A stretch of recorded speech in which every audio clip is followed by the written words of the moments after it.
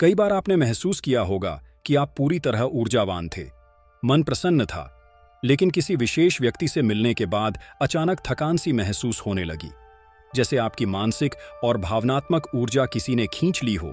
यह कोई कल्पना नहीं है, यह एक सूक्ष्म सत्य है जिसे भारत के महान आत्मज्ञानी और योगी परमहंस योगानंद जी ने भी विस्तार से समझाया था। योगानंद जी मानते थे कि हर मनुष्य केवल शारीरिक स्तर पर नहीं बल्कि ऊर्जात्मक स्तर पर भी अस्तित्व में है। हमारे विचार, हमारी भावनाओं, हमारा मन, ये सब ऊर्जा के रूप हैं और ये ऊर्जा निरंतर हमारे भीतर प्रवाहित हो रही होती है। लेकिन समस्या तब शुरू होती है जब हम इस ऊर्जा की रक्षा करना नहीं जानते। कुछ लोग केवल इसीलिए आपके पास आते हैं क्योंकि वे आपके प्रकाश, आपके आत्मबल, आपके संतुलन से प्रभावित होते हैं। लेकिन कई बार वे इस ऊर्जा को ग्रहण करने के लिए आते हैं। अचेतन रूप से या जानबूझकर उन्हें यह भी नहीं पता होता कि वे आपके भीतर की शक्ति को ग्रहण कर रहे हैं। यह लोग हो सकते हैं आपके अपने मित्र, परिवार के सदस्य या कोई ऐसा व्यक्ति जो हर समय शिकायत करता हो, दुख या डर फैलाता हूं या बार बार आपके ध्यान और सहानुभूति की मांग करता हूं। ऐसे लोग जिन्हें योगानंद जी ने ऊर्जा चूसने वाले कहा, आपके भीतर के संतुलन को धीरे धीरे तोड़ते हैं। परमहंस योगानंद जी का मानना था कि आत्मा की ऊर्जा सबसे मूल्यवान शक्ति है और यदि कोई व्यक्ति इस ऊर्जा को दूसरों के नियंत्रण में दे देता है तो वह धीरे धीरे आत्महीन हो जाता है, वह थक जाता है, चिड़चिड़ा हो जाता है, उसका निर्णय लेने की क्षमता कमजोर हो जाती है और अंततः वह अपनी आत्मशक्ति खोने लगता है। इसीलिए उन्होंने अपने शिष्यों को बार बार सिखाया कि कैसे स्वयं की ऊर्जा की रक्षा करनी है और कैसे उन लोगों से दूरी बनानी है जो भीतर की शक्ति को धीरे धीरे निगलते हैं। ये ऊर्जा केवल किसी बातचीत या संपर्क से ही नहीं बल्कि भावनात्मक जुड़ाव से भी निकलती है। उदाहरण के लिए, यदि कोई व्यक्ति आपके जीवन में बार बार नकारात्मकता लाता है और आप हर बार उसे माफ करके, उसे समझाकर शांत करते हैं, तो आप न केवल अपनी ऊर्जा खर्च कर रहे हैं बल्कि अपनी चेतना का एक अंश भी उन्हें दे रहे हैं। और यह बार बार होता है तब आप भीतर से कमजोर महसूस करने लगते हैं। यह समझना भी जरूरी है कि ऊर्जा चूसने वाले केवल बाहरी लोग नहीं होते, कई बार यह हमारे भीतर के विचार भी होते हैं। जब आप बार बार अपने ही पुराने दुखों को याद करते हैं, बार बार वही घावों को करेतते हैं, तो आप स्वयं ही अपनी ऊर्जा को नीचे गिराते हैं। परमहंस योगानंद जी ने कहा था कि यदि मनुष्य अपने विचारों को नियंत्रित करना सीख ले तो वह ऊर्जा को सुरक्षित रख सकता है, क्योंकि विचार ही ऊर्जा का पहला द्वार होते हैं और जहां ध्यान जाएगा वहीं ऊर्जा बहेगी। आज के समय में जब लोग सोशल मीडिया खबरें, बहसों और शिकायतों से भरे होते हैं तो हमारी ऊर्जा बहुत आसानी से इन सब के प्रभाव में आ जाती है। दिन की शुरुआत सकारात्मक सोच से होती है, लेकिन जैसे जैसे दिन बढ़ता है आप दूसरों की बातों, उलझनों और भावनात्मक भार से घिरने लगते हैं। अंततः आप थक कर सोते हैं और अगली सुबह फिर वही चक्र शुरू हो जाता है। इस चक्र को तोड़ने का एक ही उपाय है जागरूकता। यह जानना कि आपकी ऊर्जा वह कहाँ रही है। क्या आप हर बार दूसरों को खुश करने के लिए स्वयं को थका रहे हैं? क्या आप हर बहस में अपनी शक्ति को व्यर्थ कर रहे हैं? क्या आप अपनी सहानुभूति का प्रयोग अंधाधंध कर रहे हैं बिना यह समझे कि वह किसे मिल रही है? यदि हाँ, तो यह समय है चेतन होने का। योगानंद जी के अनुसार आत्मसंरक्षण कोई स्वार्थ नहीं बल्कि आध्यात्मिक अनुशासन है। जब आप अपने मन, विचारों और भावनाओं की रक्षा करते हैं तो आप अपनी आत्मा की रक्षा कर रहे होते हैं, और जब आत्मा की ऊर्जा संचित होती है तभी वह ईश्वर से गहरा संवाद कर सकती है। जब हम यह समझ लेते हैं कि हमारी ऊर्जा मूल्य है तो हमें यह भी समझना होगा कि उसे बचाना और बढ़ाना भी हमारा ही उत्तरदायित्व है। परमहंस योगानंद जी ने कहा था कि आत्मा की ऊर्जा उस दीपक की तरह है जिसे अगर हम हवाओं के बीच में बिना ढकाव के रख दे तो वह बुझ सकती है। ठीक वैसे ही जब हम हर प्रकार की बातों, लोगों और स्थितियों में बगैर सजगता के घुलते चले जाते हैं तो हमारी आंतरिक लौ मंद पड़ने लगती है, और यह मंदी पहले मानसिक थकावट, फिर भावनात्मक असंतुलन और अंततः जीवन की दिशा में भ्रम का कारण बनती है। ऐसे में एक साधना आवश्यक हो जाती है, ऊर्जा की सजगता की साधना। इसका पहला चरण है अपनी संगति की समीक्षा करना। आप किन लोगों के साथ समय बिताते हैं? क्या वे आपकी ऊर्जा को उभारते हैं या हर बार मिलकर आपके भीतर का प्रकाश कम कर देते हैं? यह प्रश्न बड़ा सीधा है लेकिन उत्तर कठिन, क्योंकि अक्सर हम उन लोगों से भी जुड़े होते हैं जो वर्षों से हमारे जीवन में है, भले ही अब वे हमारे भीतर केवल थकावट ही भरते हों। योगानंद जी ने ऐसे रिश्तों के लिए कहा कि प्रेम अवश्य रखो, लेकिन दूरी से हर किसी को अपने हृदय में स्थान देना आवश्यक नहीं। कभी कभी केवल प्रार्थना और मौन ही पर्याप्त होते हैं। दूसरा चरण है प्रतिक्रिया की ऊर्जा को बचाना। आपने देखा होगा कि कुछ लोग जानबूझकर आपको तो में उलझाते हैं, विवाद करते हैं या बार बार ऐसी बातें करते हैं जिनसे आपकी ऊर्जा गिरती है। ये सब करते समय वे स्वयं को बेहतर महसूस करते हैं, जबकि आप भीतर से टूटने लगते हैं। ऐसे समय पर चुप रहना, दूरी बनाना या केवल मुस्कुराकर उस चर्चा से हट जाना, यह कोई कमजोरी नहीं बल्कि आत्मसंरक्षण है, क्योंकि हर बार आप प्रतिक्रिया देते हैं, आप अपनी ऊर्जा का एक भाग उन्हें सौंप देते हैं। तीसरा चरण है स्वयं से सच्चा संवाद। हम में से कई लोग ऊर्जा बाहर बांटने में इतने व्यस्त रहते हैं कि खुद के भीतर झांकना ही भूल जाते हैं। क्या आपने कभी यह सोचा है कि दिन के अंत में आपने अपनी आत्मा को कितना पोषण दिया? क्या वह आज सजीव है या बुझी हुई? योगानंद जी ने कहा था कि प्रतिदिन कुछ क्षण ऐसे होने चाहिए जब आप केवल अपने भीतर उतरें, कोई लक्ष्य नहीं, कोई विचार नहीं, केवल मौन। यह मौन ही वह स्रोत है जहां से आपकी ऊर्जा का पुनर्जन्म होता है। इसके अलावा श्वास पर ध्यान केंद्रित करना भी ऊर्जा की रक्षा का सरल उपाय है। जब भी आप खुद को बिखरता महसूस करें, केवल 2 मिनट के लिए गहरी श्वास लें और छोड़ें। यह क्रिया न केवल मन को शांत करती है बल्कि ऊर्जा को पुनः केंद्रित भी करती है। आप अनुभव करेंगे कि जैसे ही आपका ध्यान अपने श्वास पर जाता है, बाहर की दुनिया की खींचतान कम हो जाती है। यही वह बिंदु है जहां आप अपनी ऊर्जा को वापस बुलाना शुरू कर दें।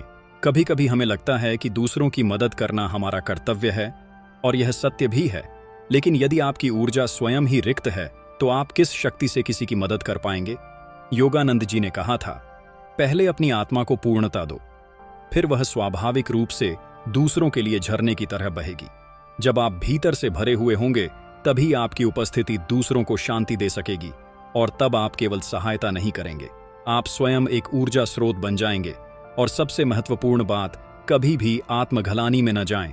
जब आप किसी नकारात्मक व्यक्ति से दूरी बनाते हैं, यह दूरी कोई घृणा नहीं है, यह आपके आत्मसम्मान की अभिव्यक्ति है। जब आप अपनी ऊर्जा को महत्व देना सीखते हैं तो ब्रह्मांड भी आपको और स्पष्ट संकेत देने लगता है कि किस दिशा में जाना है, किन से जुड़ना है और किन से सहज रूप से अलग होना है। अंततः यह यात्रा केवल दूसरों से बचने की नहीं, बल्कि अपने भीतर की शक्ति को फिर से पहचानने की है। जब आप यह पहचान लेंगे कि आपकी ऊर्जा आपकी आत्मा का प्रकाश है, तो आप उसे यूं ही बिखरने नहीं देंगे। जब किसी व्यक्ति की ऊर्जा कमजोर हो जाती है तो सबसे पहले उसकी दृष्टि धुंधली होने लगती है। यह धुंधलापन केवल आंखों में नहीं होता, ये सोच में आता है, निर्णयों में आता है, रिश्तों की गहराई में आता है। परमहंस योगानंद जी ने कहा था कि ऊर्जा ही चेतना है, अर्थात जब आपकी ऊर्जा सशक्त है तो आप स्पष्ट रूप से देख सकते हैं कि क्या सही है, कौन सच्चा है, किस दिशा में जाना है। लेकिन जैसे ही आपकी ऊर्जा लगातार दूसरों के नकारात्मक कंपनी के संपर्क में आकर क्षीण होती है, आपकी आंतरिक दृष्टि भी कमजोर हो जाती है। अब सोचिए, यदि आप प्रतिदिन किसी ऐसे व्यक्ति के साथ रहते हैं जो हर समय डर, गुस्सा, जलन या हताशा की भाषा बोलता है, तो आप चाहे या ना चाहे आपकी ऊर्जा उनके कंपन से मेल खाने लगती है। धीरे धीरे आपका स्वयं का दृष्टिकोण भी नकारात्मक बनने लगता है।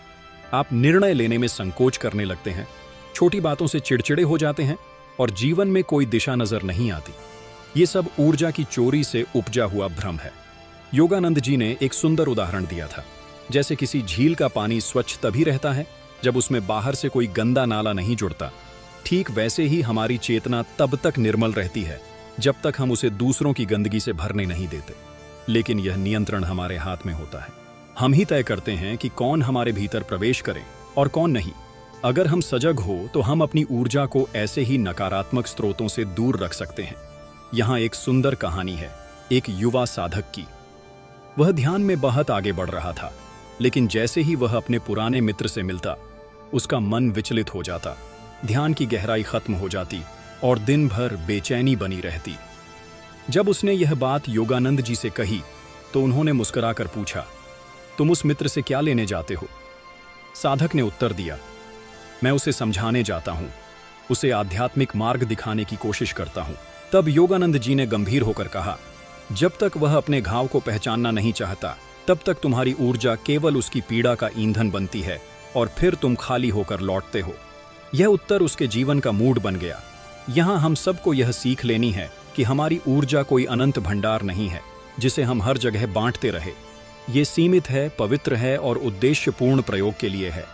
यदि इसे सही स्थानों पर लगाया जाए तो ये आपको दिव्यता तक पहुंचा सकती है, लेकिन अगर यह अनजाने में नकारात्मक व्यक्तियों और परिस्थितियों में व्यर्थ हो जाए तो यह आपको भीतर से थका और खोखला कर सकती है।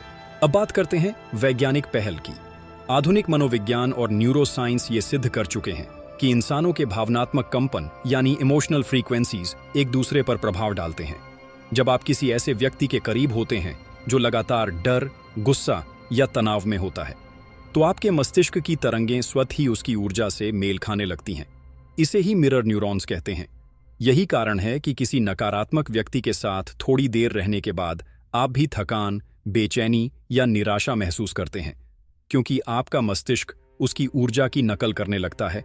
तो यदि विज्ञान भी यह कह रहा है कि ऊर्जा संक्रामक है, तो यह तय करना हमारा कर्तव्य है कि हम किस ऊर्जा को अपने भीतर प्रवेश की अनुमति दे रहे हैं।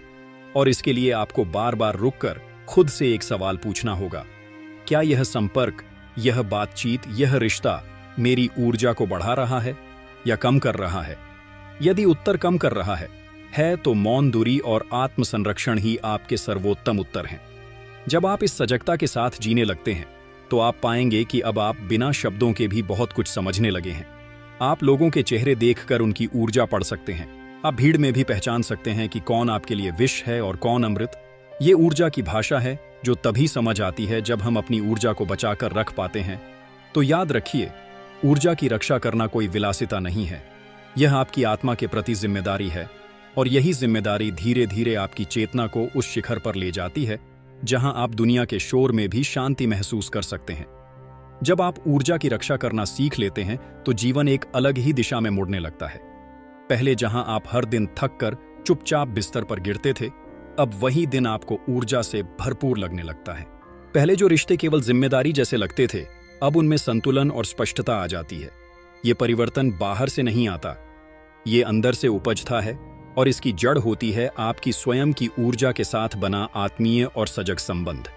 परमहंस योगानंद जी ने अक्सर कहा कि आत्मा की ऊर्जा को बाहर की दुनिया के हिसाब से चलने की आदत मत डालो, क्योंकि जैसे जैसे आप दूसरों की अपेक्षाओं पर चलने लगते हैं, वैसे वैसे आप अपने भीतर की शक्ति खोने लगते हैं। हर बार जब आप ना कहना चाहते हैं लेकिन हाँ कहते हैं, हर बार जब आप किसी को खुश करने के लिए स्वयं को नजरअंदाज करते हैं, उस क्षण आप अपनी ऊर्जा का एक अंश खो देते हैं और धीरे धीरे यह आदत बन जाती है।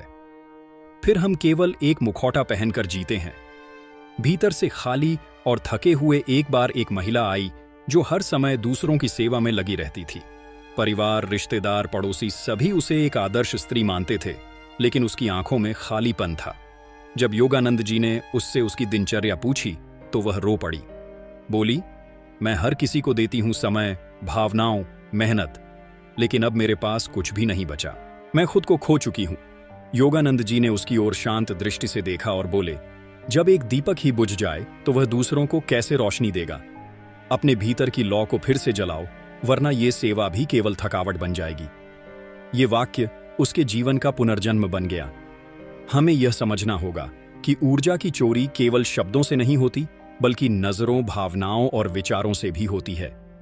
कभी आपने सोचा है कि कुछ लोग केवल आपको देखते ही क्यों थका देते हैं? क्यों? कुछ फोन कॉल्स के बाद मन भूसा जाता है।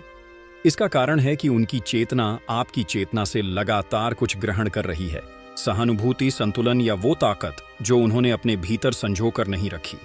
ऐसे लोग दूसरों से ही जीने की ऊर्जा लेते हैं और यदि आप सजग नहीं हैं तो आप उनकी ईंधन बन जाते हैं। अब इस स्थिति से बचने के लिए केवल दूरी बनाना ही पर्याप्त नहीं है। आपको अपने भीतर एक ऊर्जात्मक सुरक्षा कवच भी बनाना होगा, और यह कवच कोई जादुई तकनीक नहीं है, बल्कि ध्यान, मौन और स्वीकृति से निर्मित होता है। जब आप नियमित ध्यान करते हैं तो आप अपनी ऊर्जा को पुनः केंद्रित करते हैं। जब आप मौन में जाते हैं तो आप दूसरों के विचारों और भावनाओं से अलग हो जाते हैं, और जब आप जीवन को वैसा ही स्वीकारते हैं जैसा वह है, तो आप संघर्ष नहीं करते, और संघर्ष न होने से ऊर्जा बचती है। वैज्ञानिक रूप से देखें तो जब कोई व्यक्ति लगातार तनाव, चिंता या नाराजगी में रहता है तो उसके शरीर का कॉर्टिसोल नामक हार्मोन बढ़ जाता है। यह हार्मोन शरीर की ऊर्जा को निगलता है। इम्यून सिस्टम को कमजोर करता है और मन को स्थिर नहीं रहने देता। लेकिन जब आप ध्यान करते हैं, सकारात्मक विचारों में समय बिताते हैं और अनावश्यक लोगों से दूरी रखते हैं, तो यह हार्मोन स्वतः कम होने लगता है और आप फिर से ऊर्जावान महसूस करने लगते हैं। अब यह भी जरूरी है कि हम अपने आसपास ऐसे लोगों को पहचानें जो हमारे लिए ऊर्जा सहायक है, यानी वे लोग जिनसे मिलकर हम हल्का महसूस करते हैं, प्रेरणा पाते हैं, जिनसे संवाद करके मन स्थिर होता है। ऐसे लोगों को अपने जीवन में स्थान देना भी उतना ही आवश्यक है जितना नकारात्मक लोगों से दूरी बनाना, क्योंकि हमारी ऊर्जा केवल रक्षा के लिए नहीं, उन्नति के लिए भी है और सही संगति में ही यह ऊर्जा पुष्पित होती है।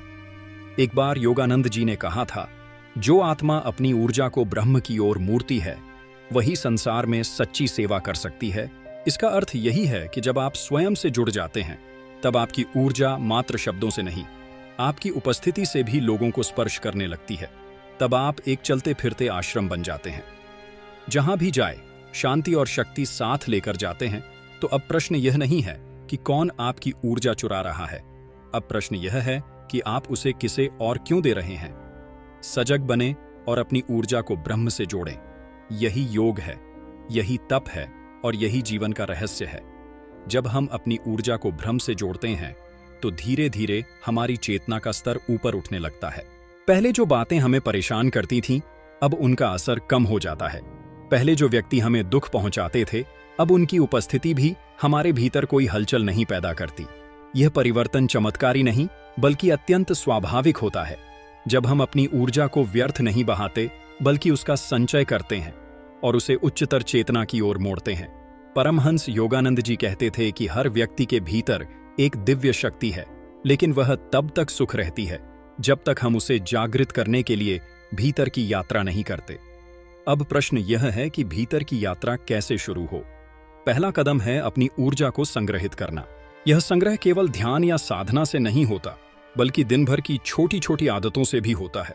जैसे किसी बेवजह के विवाद से बचना, नकारात्मक समाचारों और अफवाहों से दूरी बनाना, उन लोगों से संवाद सीमित करना जो केवल शिकायतों का ढेर होते हैं। एक युवा साधक का उदाहरण ले। वह आध्यात्मिक जीवन जीने के लिए उत्साहित था, पर उसका हर दिन सोशल मीडिया, अनावश्यक चैटिंग और तर्कों में गुजरना था। वह ध्यान करता तो था, लेकिन उसे कोई शांति नहीं मिलती थी। जब वह योगानंद जी की शिक्षाओं से जुड़ा, तब उसने एक प्रयोग किया। उसने 21 दिन तक मौन साधना की, केवल आवश्यक संवाद किया और हर दिन 15 मिनट प्रकृति के साथ बिताए। इस साधारण से अभ्यास ने उसकी ऊर्जा को इतना संचित किया कि 22वें दिन उसने गहन ध्यान में प्रवेश किया और उसे पहली बार भीतर एक अपूर्व मौन का अनुभव हुआ। ऐसा मौन जो न केवल शांत था, बल्कि शक्तिशाली भी। यह शक्ति किसी जिम या व्यायाम से नहीं आती, न ही किसी भोजन से। यह उस अंतर यात्रा से आती है जिसमें हम अपने मन, वाणी और क्रिया को संयमित करते हैं, और यही संयम धीरे धीरे हमारी ऊर्जा को भीतर जमा करता है। आप इसे ऐसे समझे जैसे एक नदी जो बेतहाशा बह रही है।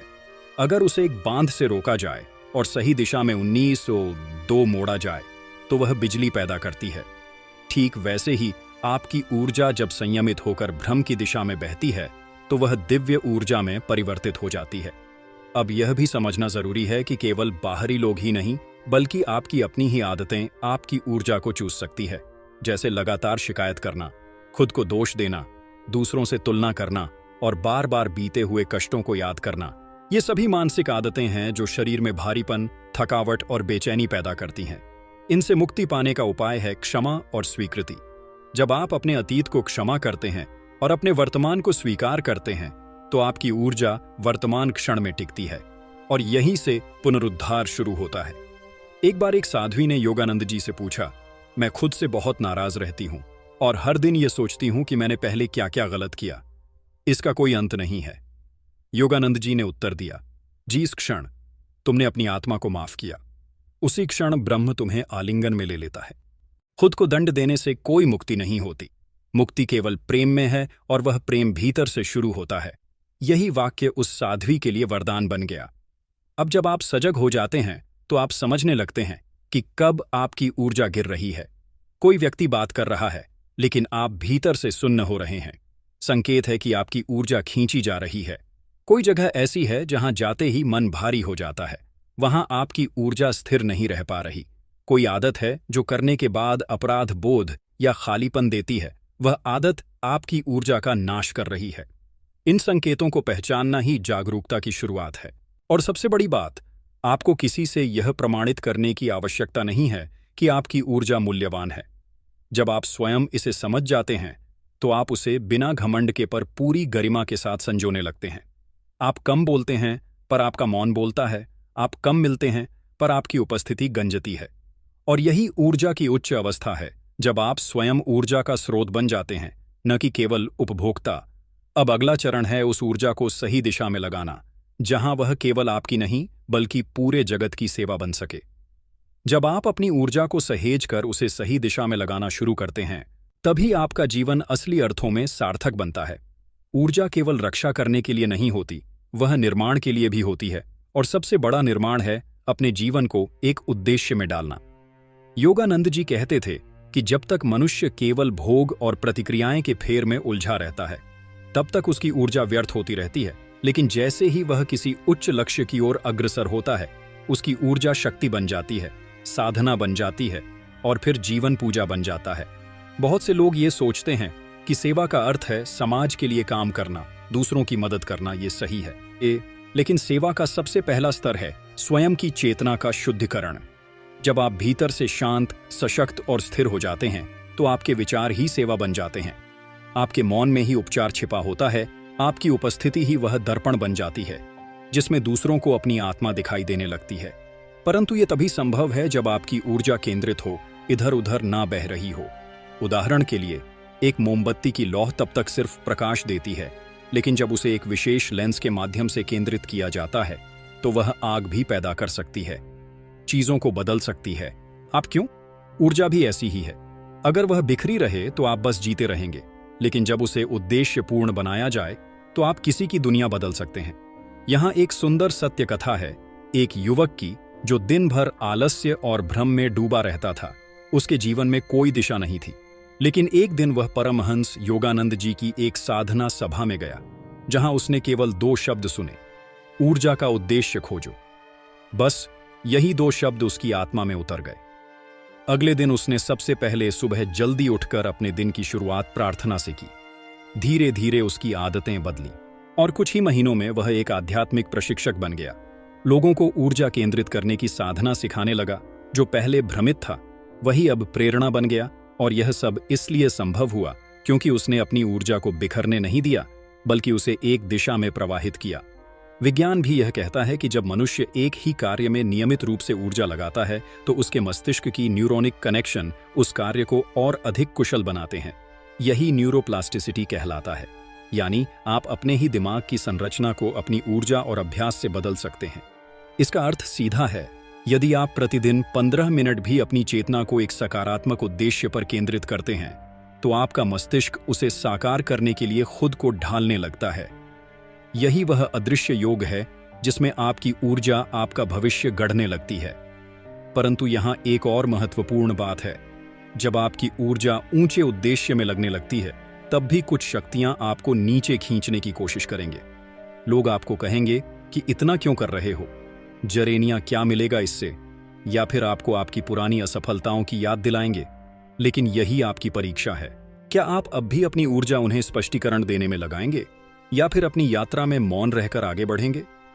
योगानंद जी कहते थे, जब आप सच्चे होते हैं अपने उद्देश्य से, तब ब्रह्मांड खुद आपकी ऊर्जा को मार्गदर्शन देता है। यानी जब आप अपनी ऊर्जा किसी दिव्य दिशा में प्रवाहित करते हैं, तो प्रकृति, संयोग और अवसर खुद आपके पक्ष में बनने लगते हैं। अचानक सही लोग मिलने लगते हैं, सही किताबें सामने आ जाती हैं और वह कार्य जो कठिन लगता था सहज होने लगता है। यह कोई जादू नहीं है, यह केवल ऊर्जा की गति है जो जब सही दिशा में बहती है तो सजन करती है, विस्तार देती है। इसलिए अब समय है कि आप खुद से यह प्रश्न करें, मेरी ऊर्जा आज कहाँ जा रही है? क्या वह केवल संदेह, भय और निरर्थकता में व्यर्थ हो रही है, या वह किसी उच्चतर सुजन में लगी है? यदि उत्तर पहला है तो आज ही बदलने का संकल्प लें, और यदि उत्तर दूसरा है तो उसी मार्ग पर और गहराई से चलना शुरू करें। क्योंकि ऊर्जा जब सही हाथों में होती है तो वह केवल परिवर्तन नहीं करती, वह चमत्कार रचती है। आइए अब अगले पृष्ठ में जानते हैं कि कैसे अपनी ऊर्जा को स्थायी रूप से ऊंचा रखा जाए ताकि यह जीवन केवल जीवन न रहे बल्कि एक तप, एक साधना बन जाए। जब हम यह समझ लेते हैं कि ऊर्जा ही हमारे जीवन का मूल स्रोत है, तो यह जरूरी हो जाता है कि हम न केवल उसे सहेजें बल्कि उसकी आवृत्ति को भी ऊंचा रखें। ऊर्जा सिर्फ मात्रा की बात नहीं है, यह गुणवत्ता की बात भी है। दो लोग समान परिश्रम करते हैं, लेकिन एक थक जाता है और दूसरा उसी कार्य में आनंद पाता है। इसका कारण उनकी ऊर्जा की तरंग है। उनकी आंतरिक आवृत्ति, उच्च ऊर्जा, केवल काम करने की शक्ति नहीं देती, यह हमें आनंद, स्पष्टता, करुणा और प्रेम से भी जोड़ती है। और यही वह अवस्था है जहां जीवन तपस्या नहीं, उत्सव बन जाता है। परमहंस योगानंद जी ने कहा था कि मनुष्य की चेतना उसकी ऊर्जा की तरंगों से बनती है। यानी जैसे जैसे हमारी ऊर्जा अधिक सूक्ष्म, अधिक शांत और अधिक केंद्रित होती जाती है, वैसे वैसे हमारी चेतना भी विस्तार पाती है। और यह विस्तार हमें उन स्तरों पर पहुंचा देता है जहां हम चीजों को केवल सोचते नहीं, अनुभव करते हैं। यह अवस्था तब आती है जब हम कुछ बुनियादी अभ्यासों को अपने जीवन का हिस्सा बना लेते हैं। सबसे पहला अभ्यास है सुबह का पहला घंटे का उपयोग हो। जैसे एक नदी का पहला जल सबसे शुद्ध होता है, वैसे ही दिन की पहली ऊर्जा सबसे प्रभावशाली होती है। यदि आप सुबह उठते ही मोबाइल, समाचार या दुनिया की हलचल में चले जाते हैं, तो आपकी ऊर्जा बाहरी दुनिया में बिखरने लगती है। लेकिन यदि आप उस पहले घंटे को मौन, ध्यान, प्रार्थना या लिखने पढ़ने में लगाते हैं, तो यह ऊर्जा भीतर टिकती है और पूरे दिन के लिए आपके मन को स्थिर बना देती है। ये अभ्यास धीरे धीरे आपकी ऊर्जा की आपूर्ति को ऊंचा करने लगता है। दूसरा अभ्यास है कृतज्ञता। वैज्ञानिक रूप से भी यह सिद्ध हुआ है कि जब आप दिल से धन्यवाद करते हैं, तो आपके मस्तिष्क में डोपामिन और सेरोटोनिन जैसे रसायन उत्पन्न होते हैं, जो आपकी ऊर्जा को उत्साहित और प्रेरित रखते हैं। परंतु कृतज्ञता केवल शब्दों में नहीं होनी चाहिए, वह अनुभव में होनी चाहिए। जब आप भोजन करें तो भीतर कहें, धन्यवाद इस अन्न के लिए जो मेरे शरीर को ऊर्जा दे रहा है। जब कोई आपकी मदद करें तो कहें, धन्यवाद ब्रह्मांड की मेरे जीवन में ऐसे लोग हैं। और जब कोई कठिनाई आए तब भी कहें, धन्यवाद, क्योंकि यही मेरी ऊर्जा को मजबूत करने का अभ्यास है।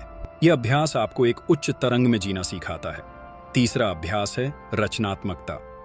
आपकी ऊर्जा को सबसे अधिक ऊंचाई तब मिलती है जब आप कुछ नया बनाते हैं। एक कविता, एक चित्र, एक संगीत, एक विचार। जब आप सृजन में लगते हैं तो आपकी ऊर्जा केवल स्थिर नहीं रहती, वह बहने लगती है और यह प्रवाह आपको भ्रम के करीब ले जाता है। बहुत से लोग सोचते हैं कि रचनात्मकता कलाकारों के लिए होती है, पर यह भ्रम है। हर व्यक्ति रचनात्मक है यदि वह अपनी ऊर्जा को अपने हृदय से जोड़ दे। खाना बनाना, घर सजाना, बच्चों के साथ खेलना, किसी को दिल से सुनना, ये सब रचनात्मकता है। और यही वह स्थान है जहां ऊर्जा खिलती है। योगानंद जी ने कई बार कहा कि जब आप उस स्थिति में पहुंचते हैं जहां बाहरी घटनाएं आपकी आंतरिक शांति को प्रभावित नहीं करती, तब समझो कि आपकी ऊर्जा स्थिर हो गई है। ये स्थिरता अभ्यास से आती है, लेकिन यह असंभव नहीं है। धीरे धीरे जब आप सजग रहते हैं कि कौन सी बात आपकी ऊर्जा गिरा रही है और कौन सी उसे ऊंचा कर रही है, तब आप अपने भीतर एक संतुलन बनाना सीखते हैं। और यह संतुलन ही आपको उस गहराई में ले जाता है जहां जीवन का रहस्य प्रकट होने लगता है। उदाहरण के लिए, एक साधक जो पहले हर छोटी बात पर उत्तेजित हो जाता था, ट्रैफिक, किसी की आलोचना, असफलता, वह कुछ महीनों के अभ्यास के बाद शांत रहने लगा। न वह प्रतिक्रिया देता, न ही अंदर ही बेचैन होता। लोगों ने उससे पूछा, तुम बदल कैसे गए? वह मुस्कुराया और बोला, मैंने हर दिन अपनी ऊर्जा की परीक्षा ली और धीरे धीरे मैं सीख गया कि कौन सी बात मेरे लिए मूल्यवान है और कौन सी सिर्फ भ्रम। यह परिवर्तन किसी मंत्र से नहीं आया, बल्कि ऊर्जा की देखभाल से आया। अब जब आप ये सीख जाते हैं तो आप उन लोगों के लिए भी प्रकाश बन जाते हैं जो अब तक अंधकार में भटक रहे थे, क्योंकि आपकी ऊर्जा अब केवल आपकी नहीं रही, वह एक दीप बन गई है जो दूसरों के पथ को भी आलोकित करती है। और यही वह क्षण है जहां आप सच्चे अर्थों में योगी बन जाते हैं, न केवल ध्यान करने वाले बल्कि जीने वाले, संजोने वाले और जागृत करने वाले। अब चलिए अगले पृष्ठ में हम जाएंगे कि कैसे इस ऊंचाई को बनाए रखा जाए जब जीवन में अस्थिरताएं, संकट और नकारात्मकता दस्तक देती हैं, क्योंकि यही वह समय होता है जब हमारी ऊर्जा की असली परीक्षा होती है। ऊर्जा को ऊंचा उठाना एक कला है, लेकिन उस ऊंचाई को बनाए रखना एक साधना है। जीवन में परिवर्तनशीलता अनिवार्य है। सुख, दुख, हानि, लाभ, प्रेम, विरह, सफलता, विफलता, ये सब समय के साथ चलते रहते हैं। लेकिन एक साधक की पहचान यही है कि वह इन सब के बीच भी अपनी ऊर्जा की अखंडता को बचाकर रख सके। परमहंस योगानंद जी कहते थे, सच्चा साधक वह नहीं जो शांति में शांति अनुभव करे, बल्कि वह है जो तूफान में भी भीतर मौन से जुड़ा रहे। और यह जुड़ाव केवल अभ्यास, विवेक और जागरूकता से आता है। जब जीवन में कोई समस्या आती है, आर्थिक परेशानी, किसी प्रियजन का खो जाना या अपमान, तो पहली प्रतिक्रिया होती है ऊर्जा का गिरना। मन अचानक असंतुलित हो जाता है, हृदय भारी हो उठता है, शरीर सुस्त पड़ जाता है। यह स्वाभाविक है, लेकिन यही हमें एक क्षण का ठहराव चाहिए। एक गहरी सांस लें और अपने आप से कहें, मैं ऊर्जा हूं, मैं कोई घटना नहीं हूं, मैं उससे भी परे हैं जो घट रहा है। इस एक वाक्य में जो शक्ति है, वह आपको उस क्षण से निकालकर उस चेतना में ले जाती है जहां आप केवल साक्षी होते हैं, पीड़ित नहीं। बहुत बार हम सोचते हैं कि जब जीवन व्यवस्थित हो जाएगा तब हम ध्यान करेंगे, तब हम ऊर्जा को ऊंचा बनाए रखेंगे। लेकिन सच्चाई ये है कि जब आप अशांत परिस्थिति में भी ऊर्जा को संभाल लेते हैं, तभी तो उसका मूल्य है। जैसे एक दीपक की रोशनी तभी अर्थमान होती है जब अंधकार गहराता है, वैसे ही आपकी ऊर्जा की ऊंचाई तभी प्रमाणित होती है जब जीवन में उथल पुथल हो। यही वह समय है जब ऊर्जा को केंद्र में रखना सबसे बड़ा योग है। एक कहानी है एक वृद्ध साधु की जो हर सुबह नदी किनारे ध्यान करता था।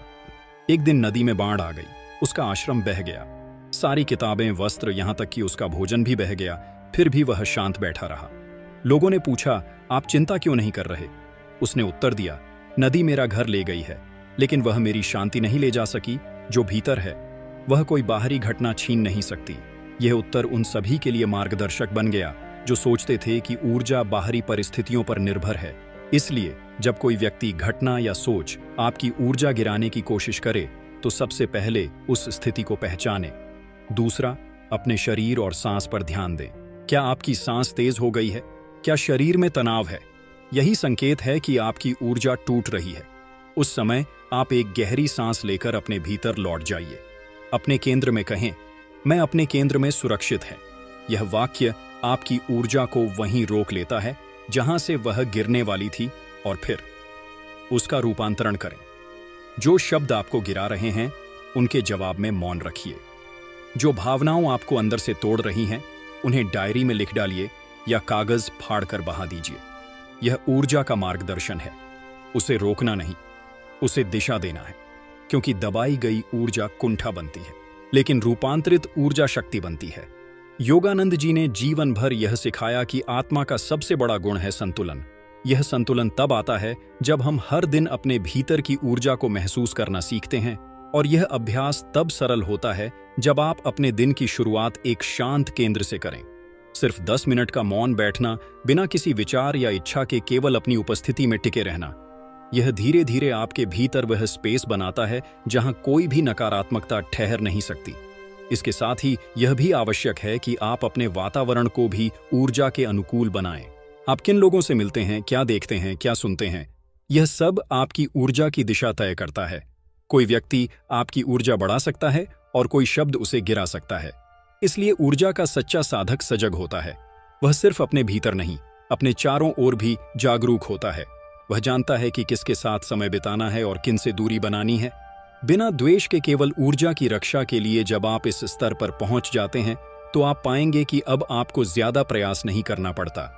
आपकी ऊर्जा स्वयं आपको संभालने लगती है। आपका शरीर, मन और आत्मा एक लय में चलने लगते हैं। अब आप प्रतिक्रिया नहीं करते, आप उत्तर देते हैं। अब आप लड़ते नहीं, आप मार्ग खोजते हैं। अब आप शिकायत नहीं करते, आप निर्माण करते हैं। और यही वह बिंदु है जहां से जीवन भीतर से चमकने लगता है। अब आप केवल जी नहीं रहे, अब आप ऊर्जा के माध्यम से अपने आसपास को भी रोशन कर रहे हैं। और यह रोशनी वह नहीं जो केवल देखने में आती है, यह वह है जो महसूस की जाती है। अब अगले पेज में हम जाएंगे कि कैसे ब्रह्मांड इस ऊर्जावान व्यक्ति की सहायता करता है, कैसे सृजनशील ऊर्जा पूरे जगत को अपने पक्ष में खड़ा कर देती है। जब कोई व्यक्ति अपनी ऊर्जा को स्थिर, सशक्त और सृजनशील बनाए रखता है, तब ब्रह्मांड स्वयं उसकी सहायता करने के लिए क्रियाशील हो उठता है। यह कोई रहस्यवादी धारणा नहीं है, बल्कि ऊर्जा की प्रकृति ही यही है। ब्रह्मांड ऊर्जा का महासागर है, और जब आपकी तरंग उस महासागर की लय के साथ तालमेल में आ जाती है तो परिस्थितियां, संयोग और लोग स्वतः आपकी सहायता करने लगते हैं। आपने यह कई बार अनुभव किया होगा। जब आप भीतर से शांत और स्पष्ट होते हैं तो छोटी छोटी चीजें भी सरलता से घटने लगती हैं, जैसे कोई अदृश्य शक्ति आपका मार्ग प्रशस्त कर रही हो। इस अवस्था को योगानंद जी ने सामंजस्य का विज्ञान कहा।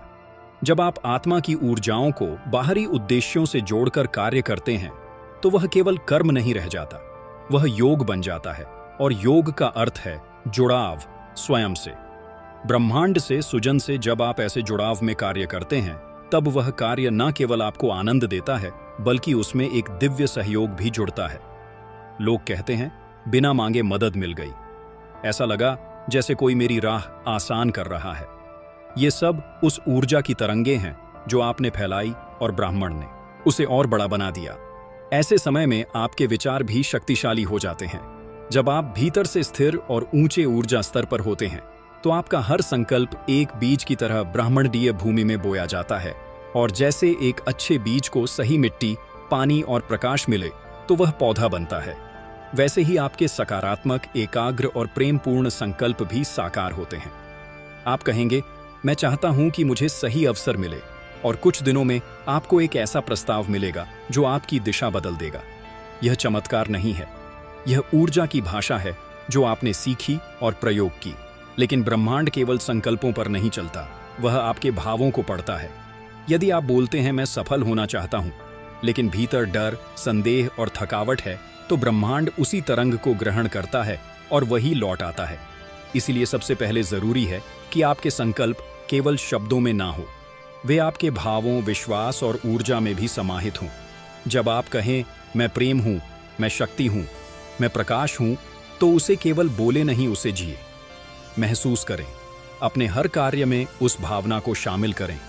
अब सोचिए, जब कोई व्यक्ति इस अवस्था में जीने लगता है तो उसका प्रभाव केवल उसके जीवन तक सीमित नहीं रहता, वह अपने घर, कार्यस्थल, समाज और यहाँ तक कि पूरी धरती की ऊर्जा में योगदान देने लगता है। जैसे कोई शांत झील में एक पत्थर फेंके तो उसकी तरंगें दूर तक जाती हैं, वैसे ही एक ऊर्जावान व्यक्ति की तरंगें दूसरों तक पहुंचती हैं, उन्हें प्रेरित करती हैं, शुद्ध करती हैं, जागृत करती हैं। ये ऊर्जा संक्रामक होती है, और यही कारण है कि जब आप किसी गहरे साधक या संत के पास बैठते हैं तो बिना कुछ बोले भी भीतर कुछ बदलने लगता है।